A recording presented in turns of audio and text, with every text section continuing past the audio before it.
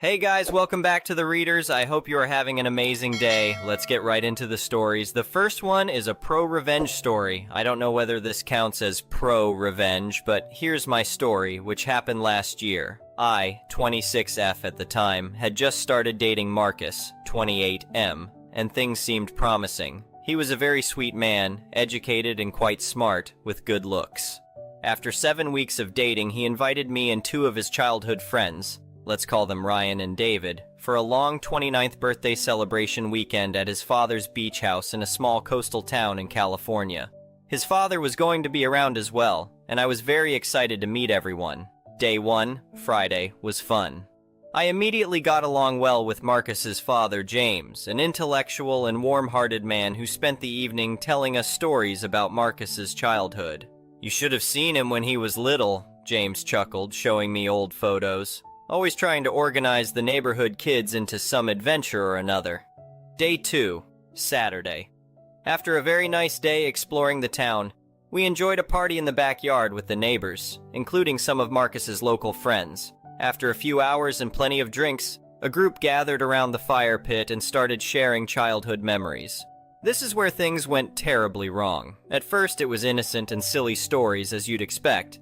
"Remember when we tried to build that treehouse?" Ryan laughed, nudging Marcus. But then Marcus and his friends started sharing really disturbing stuff. They told a story about how, when they were 14 or 15 years old, they found it hilarious to bully Nathan, a quiet boy at their school, for almost 6 months. It wasn't just typical teenage teasing. They went far beyond that. They created a fake girl profile on Instagram and spent months messaging him, developing a false relationship with the poor boy.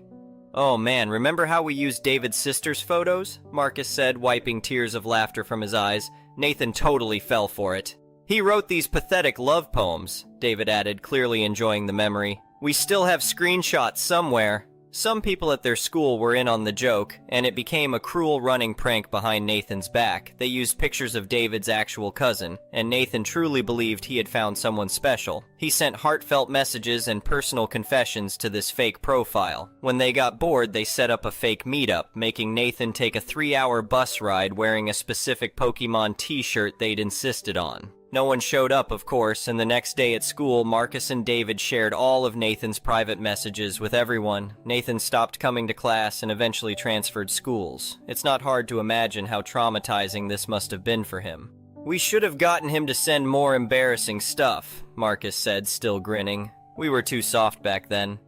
"Yeah, nowadays kids would have gotten way more dirt," Ryan agreed, taking another swig of beer. I felt physically sick listening to this. Marcus's father, who had walked up during the story, stood there with such disappointment in his eyes that it hurt to look at him. But Marcus was too drunk to notice anything wrong. "Marcus," his father said quietly, "I never knew about this. I'm ashamed." Marcus just waved him off with a drunk laugh. "Dad, it was ages ago. Just kid stuff." I couldn't take any more. I mumbled something about feeling tired and practically ran back to the house.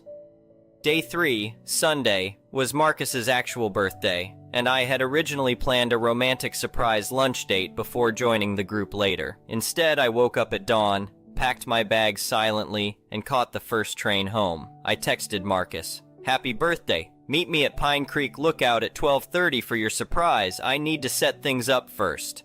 When he arrived, I directed him via text to a restaurant 30 minutes away. Once there, I encouraged him to order the most expensive wine while waiting. After he'd been there for almost an hour, frantically calling and texting, I finally responded, "How does it feel to have someone play with your feelings?" His friend Ryan called later. "What the hell? You've completely ruined his birthday."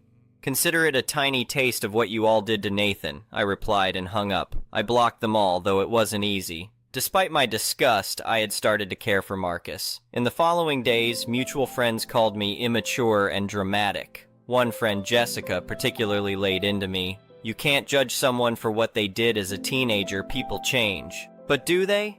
Marcus spent months trying to win me back, sending messages through friends and even flowers to my workplace. I never responded. I don't regret it. I just hope Nathan, who should be around 29 now, is doing well. The next one is an entitled people's story. I never thought I'd have to go to court to prove I own my own land, but here we are. This whole saga started last spring when I discovered someone had installed a large iron gate across the entrance to my family's orchard. Let me give you some background first. I inherited this 12-acre piece of land from my grandfather back in 2010. It's been in our family for 3 generations, originally purchased by my great-grandfather in 1945. The property includes a beautiful apple and pear orchard that my grandfather planted himself in the 1960s. I grew up helping tend these trees every summer, learning everything about fruit cultivation from him. The land sits at the edge of what used to be a rural area, but suburban development has been creeping closer over the past decade. About 5 years ago, a fancy subdivision called the Groves at Willow Creek was built on the adjacent property.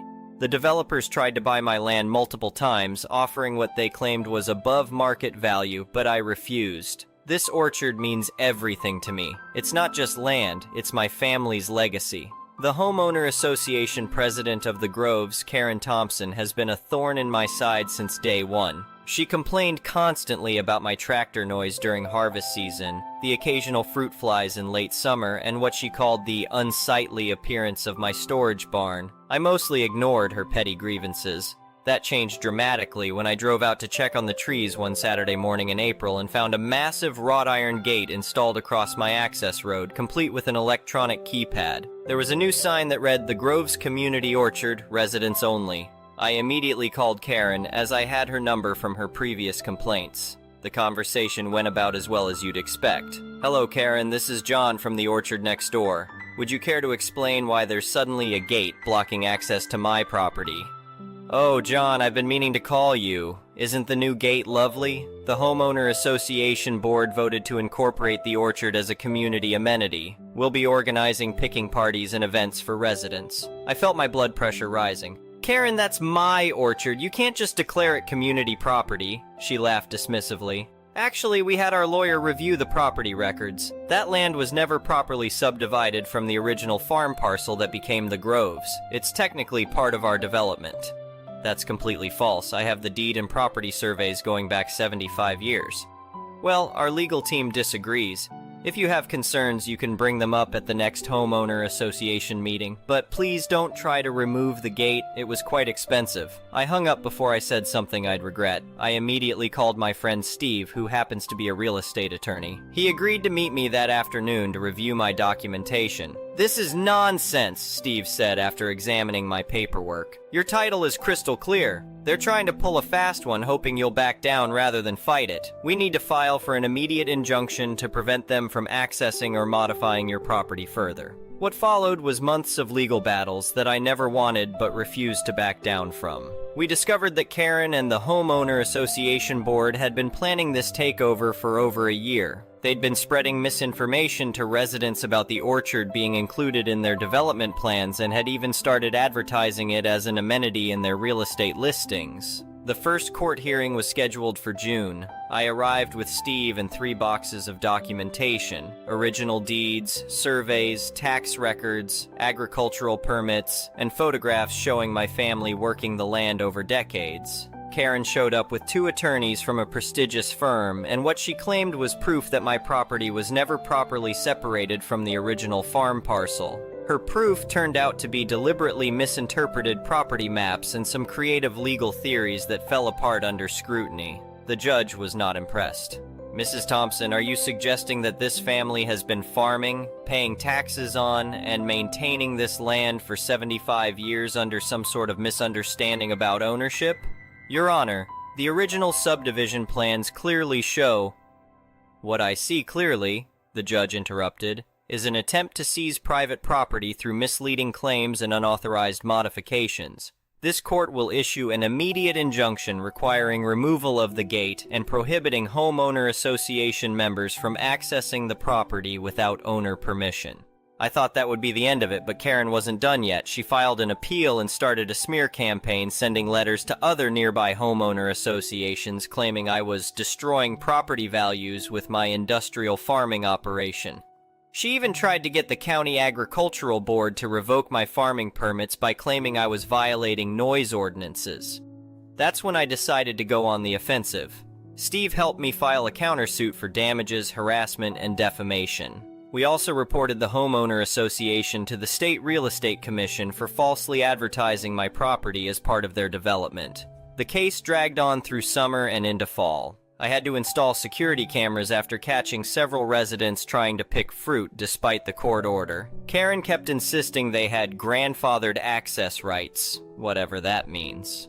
The turning point came in October when we discovered something Karen never expected us to find. While digging through historical records to strengthen our case, I found documents from when the subdivision was first planned. The developers had actually tried to claim my land back then too, but my grandfather had won a clear legal victory establishing the property boundaries. Karen and the Homeowner Association Board had known about this precedent but deliberately hidden it from their attorneys in the court. When we presented this evidence, Karen's expensive lawyers suddenly became much less confident. They requested a recess to review new information. Lawyers speak for, "Our client lied to us." The judge was furious. She called an emergency hearing where Karen had to explain herself. "Mrs. Thompson, did you knowingly withhold information about the previous court decision regarding this property?" Karen squirmed in her seat. "Your Honor, we weren't sure those old records were relevant." Not relevant. A court decision specifically addressing property boundaries isn't relevant to a property boundary dispute. Would you like to revise that statement? We were trying to improve our community's amenities. By attempting to steal someone's land, this court takes a very dim view of such behavior. The judge's final ruling was everything we'd hoped for and more. Not only did she confirm my complete ownership and order the immediate removal of the gate, but she also ordered the Homeowner Association to pay all my legal fees, over $45,000, required them to publish a retraction of their false claims in all their marketing materials, made them pay damages for trespassing and unauthorized modifications to my property, forced them to cover the cost of additional security measures I'd had to install, issued an injunction preventing any Homeowner Association board member from contacting me directly. But the best part? The judge ordered Karen and the board members to personally pay punitive damages for acting in bad faith and attempting to mislead the court. They couldn't use Homeowner Association funds for this. It had to come from their own pockets. The aftermath was spectacular. Within a week of the ruling, 3 board members resigned. The Homeowner Association's insurance company dropped them after learning about the attempted land grab. Karen faced a recall vote and was removed as president. My new security cameras captured the moment the gate company came to remove their installation. Karen stood watching from the street, arms crossed, as they dismantled her grand plan piece by piece. The look on her face was priceless. The story spread through the local real estate community like wildfire. Other homeowner associations in the area suddenly became much more respectful of property boundaries. I started getting calls from other small landowners asking for advice on dealing with aggressive homeowners associations. To really drive the point home, I decided to exercise my rights as a property owner in the most visible way possible. I installed my own sign right where their gate had been. Private property, historic family orchard, no trespassing violators will be prosecuted. Ask Karen how that works out. Okay, maybe that last line was a bit petty, but after everything they put me through, I felt entitled to a small victory lap. The following spring, I had my best harvest season ever. Several local restaurants and farmers markets signed contracts to buy my fruit, and I even started a small cidery operation. Every time I see delivery trucks driving past the groves to reach my loading dock, I think about Karen and smile. The whole experience taught me some valuable lessons. First, always keep your paperwork in order. You never know when you'll need it. Second, don't back down when you know you're right, even if the other side has more resources. And third, never underestimate the audacity of an entitled homeowner association president with too much time on her hands. My grandfather would have loved this story. He always told me to take care of the land and stand up for what's right. I think I did both. These days, things are mostly quiet. The new Homeowner Association Board keeps to themselves, and property values in the groves are doing just fine despite their dire predictions about my industrial operation. I did notice they removed all mentions of a community orchard from their website. Last week, I saw Karen at the local grocery store. She was examining apples in the produce section, probably not realizing they came from my orchard. I couldn't resist walking over. "Those are from my trees," I said cheerfully. "I can guarantee they're fresh. Picked them myself yesterday." She dropped the apple like it had burned her and hurried away. I guess some people never learn to appreciate locally grown produce. The whole incident actually ended up being good for business. The The publicity attracted more customers interested in supporting local farmers, and I've expanded my operation to include educational tours for school groups. Nothing teaches kids about property rights quite like the story of how I had to defend my family's orchard from a land-grabbing homeowner association. I've since installed better fencing around the entire property, though I left one section of old fence intact, right where their gate used to be. It serves as a reminder that some boundaries shouldn't be crossed, no matter how entitled you feel. My attorney Steve still laughs about the case. He had it framed as one of his favorite victories. The day David beat Goliath with a deed and an apple tree. We celebrated the 1-year anniversary of our court victory by pressing a special batch of cider. I called it Karen's Comeuppance, limited edition of course. The best part of this whole saga? The trees my grandfather planted are still producing beautiful fruit, just like they have for decades. No homeowner association gate or entitled neighbor could change that. Every time I walk through my orchard now, I feel an extra sense of pride knowing I protected our family legacy. As for the groves at Willow Creek, they've got a new homeowner association president who seems much more reasonable. She even apologized for her predecessor's behavior and bought a few cases of my cider for their community events. I guess there's hope for neighborly relations after all, as long as everyone respects proper boundaries. My grandfather used to say, "Good fences make good neighbors." I'd add to that, and good lawyers make sure those fences stay exactly where they belong. Update. It's been 2 years since my legal battle with Karen and the homeowner association, and I thought you all might appreciate hearing what's happened since then. The biggest news is that Karen and her husband quietly sold their house and moved away about 6 months ago. I heard through neighborhood gossip that the legal fees and punitive damages from our court case forced them to downsize. Apparently, she tried to sue their lawyers for inadequate representation, but that went nowhere since we had proof she deliberately misled them. The new homeowner association board has been surprisingly reasonable. Last summer, they actually approached me with a legitimate business proposal. They wanted to organize supervised picking tours during harvest season, with proper insurance and liability waivers. We worked out a deal where residents can sign up for scheduled visits, and I donate a portion of the proceeds to the local food bank. It's been working well, everyone gets what they want, and it's all done legally and respectfully. Remember those security cameras I installed? They came in handy again last year when 3 teenagers tried to sneak in at night to steal apples. Turned out they were the children of former board members who'd supported Karen's scheme. The police had a good laugh when they saw the connection. The kids got community service, which they served helping me maintain the orchard under court supervision. By the end, they actually learned something about farming and respect for property. The legal aftermath had some interesting developments too. The State Real Estate Commission finished their investigation and fined the homeowner association's management company $25,000 for false advertising. They had to revise all their marketing materials and send correction notices to everyone who bought property there while they were claiming my orchard as an amenity. My attorney Steve used our case as an example in several real estate law seminars. It's apparently become a cautionary tale about homeowner association overreach and the importance of proper title searches. He tells me other homeowner associations in the region now specifically train their boards about respecting property boundaries. The cidery operation has really taken off. Remember that Karen's Comeuppance batch I made to celebrate our court victory? It went viral on local social media after someone shared the story. Now it's our most popular seasonal release. I even trademarked the name after a competing cidery tried to copy it. Some of Karen's former allies on the old board attempted to pressure the new homeowner association leadership into filing another appeal, but that backfired spectacularly. During a heated board meeting, the homeowner association's new lawyer, they had to find new representation after the last firm dropped them, literally pulled up my case file and said, "Unless you want to personally pay for another lawsuit, you'll definitely lose. I suggest we drop this permanently." The property value concerns Karen raised? Total nonsense, as expected. The Groves has actually seen increased interest because of my orchard. Real estate agents now advertise properties as overlooking the historic family orchard and walking distance to award-winning local cidery. Funny how things work out. I've expanded the business in ways I never expected.